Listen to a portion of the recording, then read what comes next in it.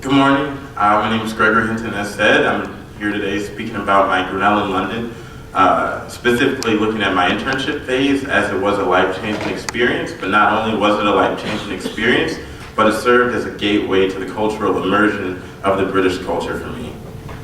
So just a few things about me. You see this picture, you see my bags, so you know that I'm an overpacker, and that's basically what this presentation is. When I was told that I was going to be speaking this weekend, I could talk about 3 different topics: research, new perspective, or an internship phase. I'm thinking, well, the internship phase would be an excellent way to incorporate all 3. And then I did research. I did have some new perspectives, new assumptions, new findings, and it was an excellent opportunity. And then on top of that, when I was being told that I had 8 minutes to present about a 5-month experience, I was thinking, well, that's about 1 minute, 3 seconds, whatever, for each month. And I'm just like, man, all right. So I'm gonna move quickly to try to get to as much as possible. Basically, the Grinnell in London program, here's a group photo of us. There were about 28 of us who went, and we became close friends after. My living environment was hosted in an apartment or a flat, which is what they call it in London. I stayed in the Islington area, and there were 5 of us. Those are my flatmates. And this was my living environment. And I know you guys are thinking, why is there a picture of a goat next to my roommates? Or I did not live with a goat or anything, but the main reason is because it was my roommates who shaped me personally and forced me to go outside of my comfort zone and really go out and do things like hiking, which is something that I would not have done, especially coming from Chicago. That's not something that I'm keen on. And visit one of the biggest botanical gardens, one of the largest botanical gardens in the world. That's Kew Gardens. Another thing about my living environment, I got to wake up and see St. Paul's Cathedral every day. This is actually one of the shots I took from my window, and that's just one of the things I miss most. The classes that I took, you can see that I took a wide range of classes. Before going to London, I had no interest in Shakespeare. I had no understanding about Shakespeare. But seeing 2 plays a week, seeing a total of about 28 plays, I became somewhat of an expert and actually began to understand it.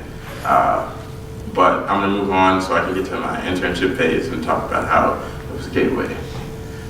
These are just some more pictures as the GIL internship, as the Grinnell in London program really got us out of our comfort zone and allowed us the opportunity to travel around and see many things that I would not have had the opportunity to see without.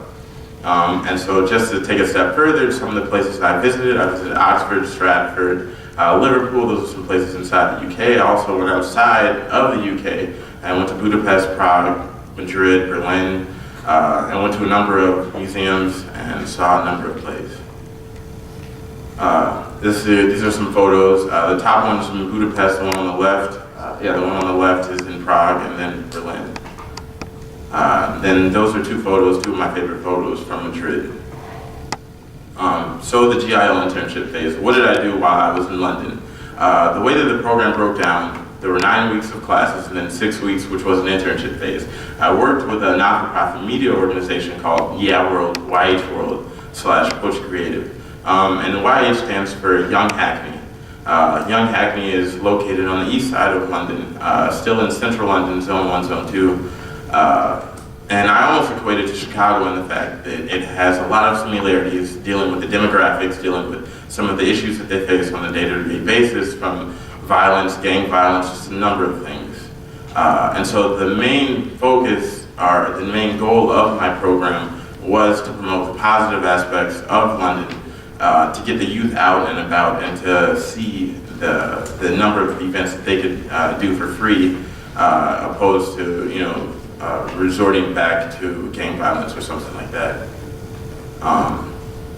But for me, the first day I instantly stood out. This is a photo that one of my coworkers took of me, and I'm constantly standing out as an American. Why?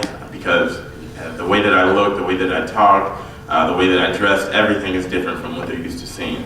And like a simple thing that I thought would be a great way to make it visual is if I hold up these forms of currency, you're going to know which one stands out. This one, of course, the American dollar. But you're never going to know that I have the florin from I have the Czech crown, I have the euros, I have the British pounds, but just really the fact that I stood out. But by the end of my internship phase, I felt that I was fully immersed into the culture and the fact that I learned their language. Now I know you're thinking, learn their language, but London, you know, they speak English. What is he talking about? But no, actually, in my opinion, you know, there's a whole different language, people often say that in London, they speak the same language with a different accent. But for me, I was constantly finding that there were a number of words that were different. A couple of things that stood out. So one of the things that they asked me to do was to talk,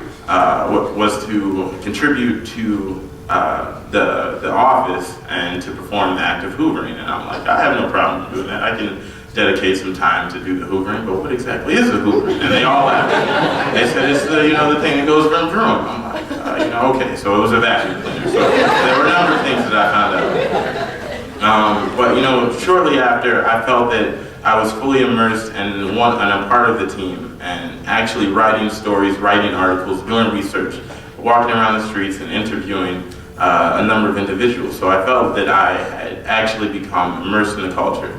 And just to backtrack a little bit, one of the things that I actually noticed in the fact that I was in Islington, in the central aspect, in the central part of London, is that most were students, are foreigners, are people from all around the area, from all around the world, but I was never making a true British friend. And that's what the internship phase allowed me the opportunity to do, to actually make British friends. So that was one of my favorite moments. And so one of the things that I did was I went out and photographed various events, wrote articles, and talked about the different events that I went on. And so this was just one of my favorite things, because when I look back and when I think about London, I'm going to think about Piccadilly Circus, and that there's nothing like that in Chicago. I often say that London is like Chicago on steroids, and that, you know, we have the Chicago River. We also have the Navy Pier. You know, we have, and I equate Navy Pier to the London Eye. And so just there's a number of comparisons, but there's nothing like Piccadilly Circus. And this was a feather festival. So those were the photos that I took. And, yeah. And so, you know, people asked what was the first thing I was going to do when I got back. I was thinking, man, I'm going to have good food again. I'm going to, you know, see my friends and family. But the first thing I did was I saw my family. So really, I just want to take this opportunity to thank my friends and family for being there and supporting me while I was in London and when I got back, as I would not have been able to have this wonderful experience without them. So thank you.